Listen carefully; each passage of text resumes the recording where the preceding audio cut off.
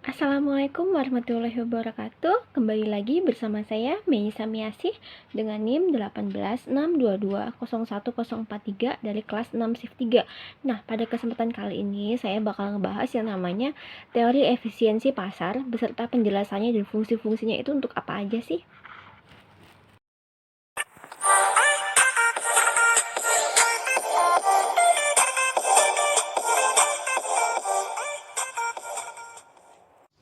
Hai, welcome to my YouTube channel. Nah, pada kesempatan kali ini aku bakal ngebahas yang namanya teori efisiensi pasar.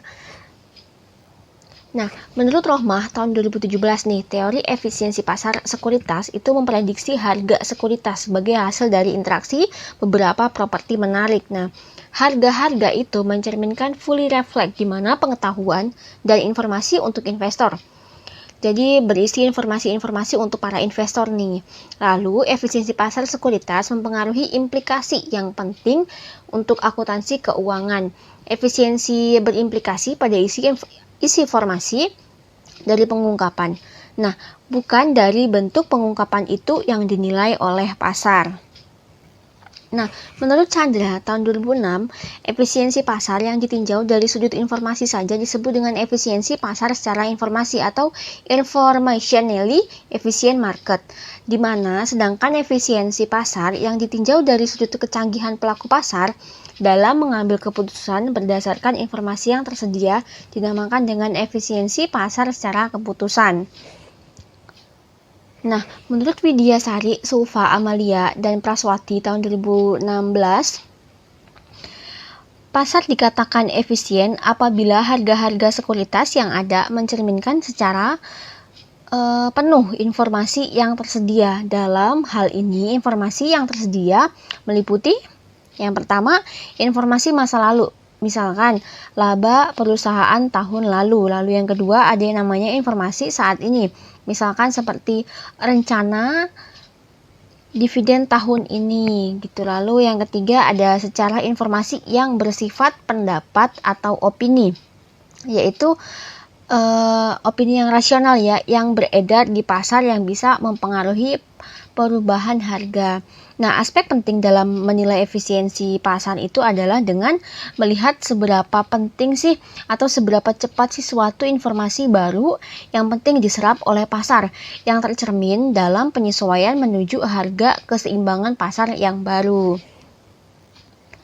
Nah, menurut Pharma, Fisher, Jensen, dan Roll 2008 itu menyajikan 3 macam bentuk utama nih dari efisiensi pasar.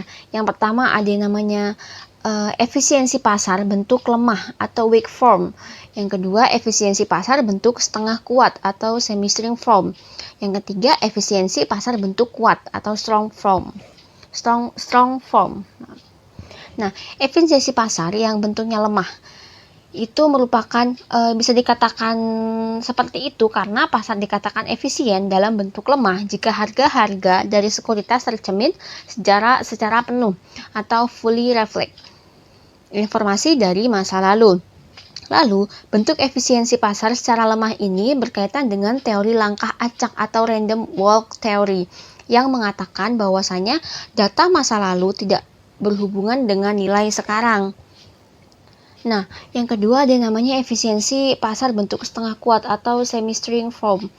Nah, pasar ini dikatakan efisien setengah kuat jika harga-harga sekuritas secara penuh mencerminkan bahwasanya semua informasi yang dipublikasikan itu termasuk informasi yang berada di laporan-laporan keuangan perusahaan emiten. Dan yang terakhir ialah informasi yang dipublikasikan dapat berupa sebagai berikut. Informasi yang dipublikasikan yang hanya mempengaruhi harga sekuritas dari perusahaan yang mempublikasikannya. Lalu yang kedua ada informasi yang dipublikasikan yang mempengaruhi harga-harga sekuritas sejumlah perusahaan. Dan yang ketiga, informasi yang dipublikasikan yang mempengaruhi harga-harga sekuritas semua perusahaan yang terdaftar di pasar saham. Untuk penjelasannya sudah saya tampilkan di PowerPoint. Jika ada pertanyaan lagi atau menurut teman-teman kurang jelas bisa ditanyakan di kolom komentar ya. Baik, kita lanjut. Nah, efisiensi pasar bentuk kuat ini yang terakhir nih atau strong form. Pasar dikatakan efisien dalam bentuk kuat jika harga-harga sekuritas secara penuh mencerminkan semua informasi yang tersedia, termasuk informasi yang private. Maksudnya private itu ialah privacy ya. Jadi tidak semua orang itu wajib tahu karena memang bersifat private. Nah, lalu yang kedua, jika pasar hadir untuk memberikan informasi terkait sekuritas efisien dalam bentuk ini, maka tidak ada individual investor atau grup dari investor yang dapat memperoleh keuntungan tidak normal karena mempunyai informasi private. Jadi informasinya itu terjaga ya, seperti itu. Nah, tujuannya menurut Fama et al. Tahun 2008 membedakan ke dalam 3 macam bentuk pasar, yaitu untuk mengklarifikasi penelitian empiris terhadap efisiensi pasar. Ketiga bentuk pasar efisien ini berhubungan satu sama lain nih. Hubungan ketiga bentuk pasar efisien ini berupa tingkatan yang kumulatif, yaitu bentuk lemah merupakan bagian dari bentuk setengah kuat dan bentuk setengah kuat merupakan bagian dari bentuk kuat. Jadi sama-sama saling berhubungan ya. Dari step 1, step 2, dan step 3. Seperti itu. Nah, secara garis besar, menurut saya itu efisiensi pasar itu sangat berperan ya, memberikan informasi bagi seorang investor yang akan melakukan investasi agar bisa mengurangi resiko-resiko yang ada. Lalu menurut investor itu selalu dihadapkan dengan resiko-resiko investasi. Namun hal ini bisa terminimalisir jika investor mendapatkan informasi yang cukup sebagai pedoman untuk melakukan investasi. Jadi jangan sembarangan nih, para investor itu juga punya pedoman lah gitu agar investasinya itu tidak gagal, punya laba yang sesuai yang diharapkan. Seperti itu, tidak bisa asal-asalan, harus ada landasan dalam melakukan investasi. Kita juga sebagai investor juga harus bisa membaca ya perusahaan itu di pasar itu seperti apa. Jadi sangat penting untuk kita untuk mengetahui informasi-informasi keuangan sebelum kita melakukan yang namanya investasi, seperti itu.